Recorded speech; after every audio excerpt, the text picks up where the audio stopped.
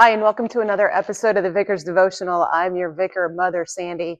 It is Tuesday, December 16th, and goodness gracious, we have 9 days until we celebrate the Nativity. 9 days until we have God incarnate born to us, not just in history, but again and again each year we celebrate the birth of Christ in our lives, and we await His coming again. So on this episode of the Vicar's Devotional, it is something that I like to do each week. Sometimes I get to it Tuesday mornings, but some days like today, everything kind of jumps in. So I'm glad to be able to spend this time looking at the scripture. Today we're looking at the gospel, and it's taken from the Gospel of Matthew, chapter 24, and we'll be looking at verses 32 through 44. For those who've never seen a Vicar's Devotional, this is just a time where I reflect on what that particular lection for the day, whether it is from the Old Testament, New Testament, the Psalm, or the Gospel, what it's saying to me. And today and I admittedly go with the Gospel most of the time, if not all the time. There's something about the Gospel that I just love, and today is no different. So today is taken from the Gospel of Matthew.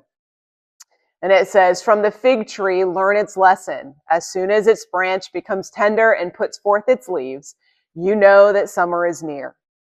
So also, when you see all these things, you know that He is near at the very gates. Truly I tell you, this generation will not pass away until all these things have taken place. Heaven and earth will pass away, but my words will not pass away.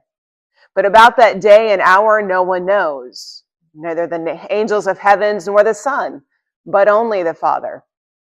For as the days of Noah were, so will be the coming of the Son of Man. For as in those days before the flood, they were eating and drinking, marrying and giving in marriage, until the day Noah entered the ark. And they knew nothing until the flood came and swept them all away. So too will be the coming of the Son of Man. Then two will be in the field, one will be taken and one will be left. Two women will be grinding meal together, one will be taken and one will be left. Keep awake, therefore, for you do not know on what day your Lord is coming. But understand this, if the owner of the house had known in what part of the night the thief was coming, he would have stayed awake and would not have let his house be broken into. Therefore, you also must be ready, for the Son of Man is coming at an unexpected hour." So we actually just had this particular gospel a couple weeks ago. And today, what's really standing out for me is this notion of keep awake. What is that? What does that mean for us? I am one. I always look to the future, good, bad, for what it's worth. Whether that's good or bad depends on what I'm looking forward to. But I've always been told and taught to have goals, which kind of forces you to look to the future. And so I would forget to be present in today. As a kid, I would look, if I was in grade school, I was looking to middle school. When I was in middle school, I was looking to high school. When I was in high school, I was waiting until I could drive. And then, I was waiting for college. And then what am I going to do? And it's one of those things, if you've noticed, most of our lives, someone has asked, what are you going to be when you grow up? We're not necessarily taught to keep awake, not in the ways that God is challenging us. Keep awake.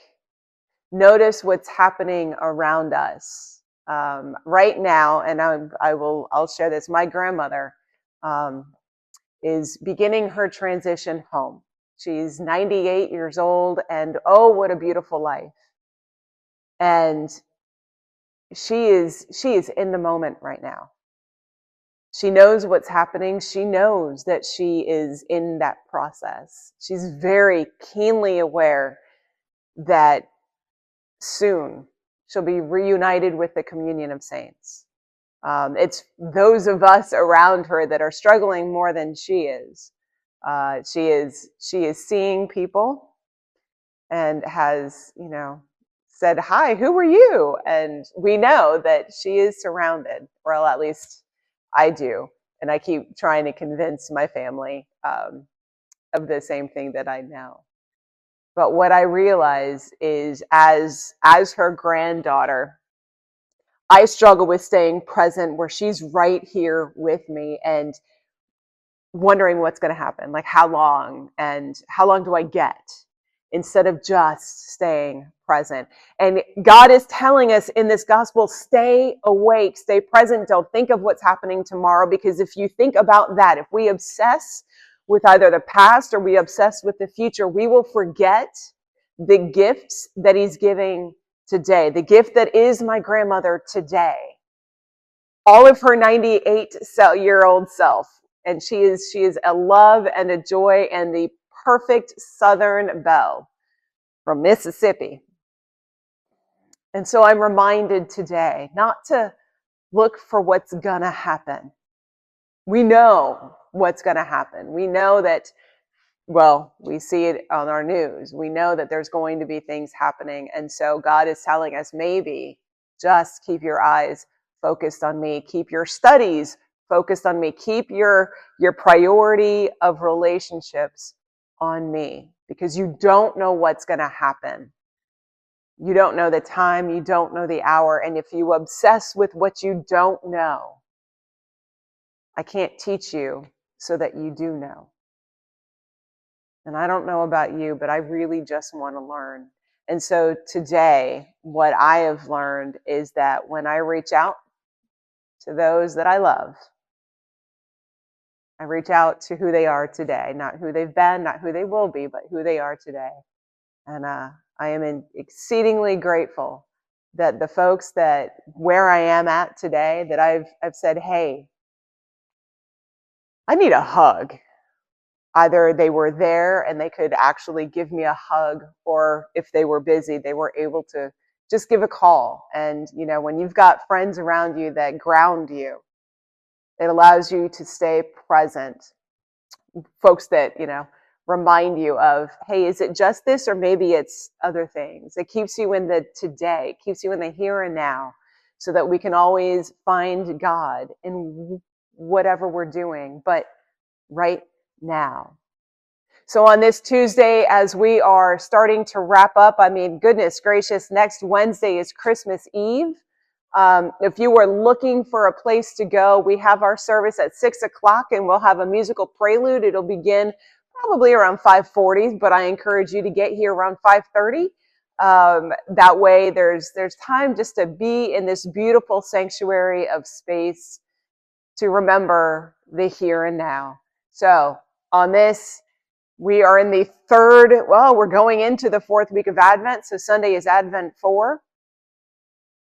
If you're looking for something to do this week, tonight at 6 o'clock, we have our third Advent study going on. We are journeying the way of love through Advent, and we'll be talking about John the Baptist and how we journey the way of love in community. And then tomorrow at 11 o'clock, we have our Bible study, and we'll be talking about the concept of love. And then at noon, we have our noon Eucharist, actually 12:05. So if you are looking for a family to be a part of, you are welcome and invited here. Always, always, always. And for that, I am exceedingly grateful and always live in the here and now. So on this Tuesday, December 16th, I wish you joy and a beautiful evening. And I will see you this week or Sunday or the next time on a Vicar's Devotional. Have a blessed day.